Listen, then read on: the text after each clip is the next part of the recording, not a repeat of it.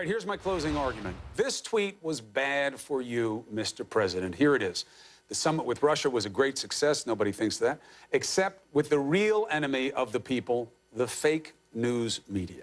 This is ugly and it is unoriginal. But most importantly, it is an admission that you hate your country. How so? Here's the case. You know this phrase was an operative threat to murder opposition in the French Revolution, right?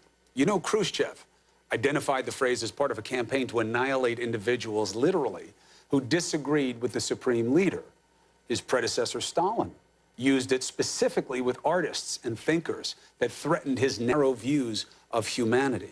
Did you know that Mao used it during his murderous campaigns?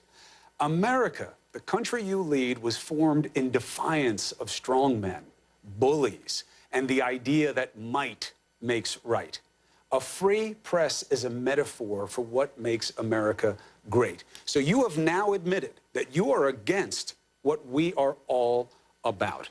And the real problem now is for you to convince people that you don't hate what makes America truly great. I know in the past you've tried to play that you respect the media and that you know we're important. You know, like you said that when a bunch of us got murdered. But it didn't take long to come back to this.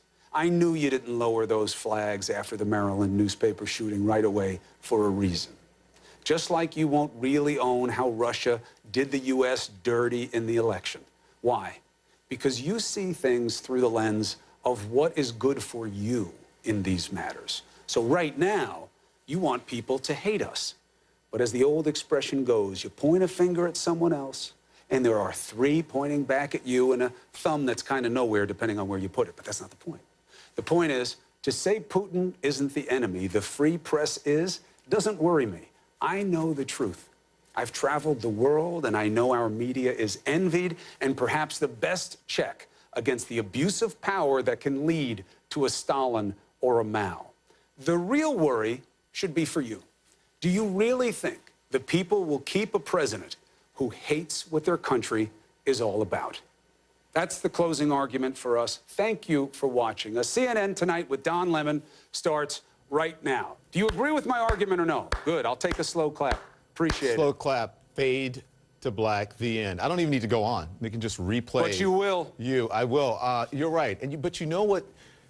But people have to remember is that the presidency comes with what? Term limits, right? Journalism does not come with term limits. We're always going to be here. So. As long as we keep our hair. As long as, well, we'll talk. Thank you, my friend. Always a pleasure. See you soon. This is CNN Tonight. I'm Don Lemon. The White House under siege right now for a third day, trying to clean up President Trump's Helsinki summit debacle. So what does the president do? He invites Vladimir Putin to come to Washington for a second summit. Well, because the first one went so well. And the Director of National Intelligence, Dan Coates, his reaction is all of us. The White House has announced on Twitter that Vladimir Putin is coming to the White House in the fall. Say that again?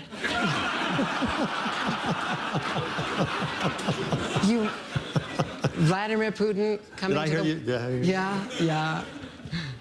Okay. Yeah. That's going to be special. I told you, it's all of us. Did you see him? He's like, oh, you're kidding me, right? That's kind of everybody's reaction every day. Really? Is this happening? Wouldn't you think you would tell your top intelligence official that you're inviting the leader of an enemy nation to the White House? He was just caught off guard, flat-footed right there. Maybe even, I don't know, ask him what he thinks of the idea. Not if you're President Trump. After all, Dan Coates admits he, like the rest of us, doesn't even know what happened in the last meeting between Trump and Putin. I don't know what happened in that meeting. If you had asked me how that ought to be conducted, I would have suggested a different way. Well, and speaking of the cleanup, now 3 days after Vladimir Putin suggested it would be a cool idea for the Russians to interrogate Americans, including the former ambassador to Russia, now President Trump says he disagrees. Just disagrees. Remember yesterday, though, when Sarah Sanders said the White House was actually considering Putin's idea? Well, now they've apparently decided that allowing a foreign power to interrogate Americans doesn't look so good after all. Remember, it's not about America. It's about them and the base, especially when it's, in exchange for Russian help with the FBI's Russia investigation, otherwise known as the fox, all of this, the fox guarding the henhouse.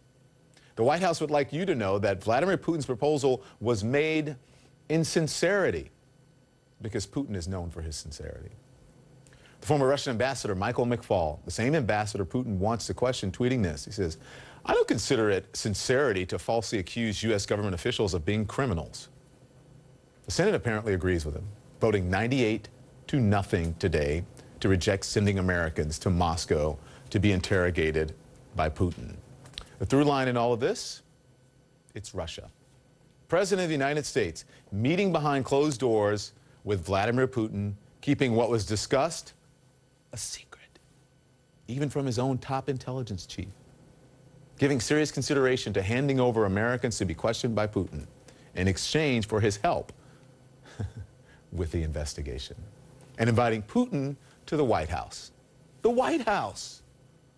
Honestly, what is going on here?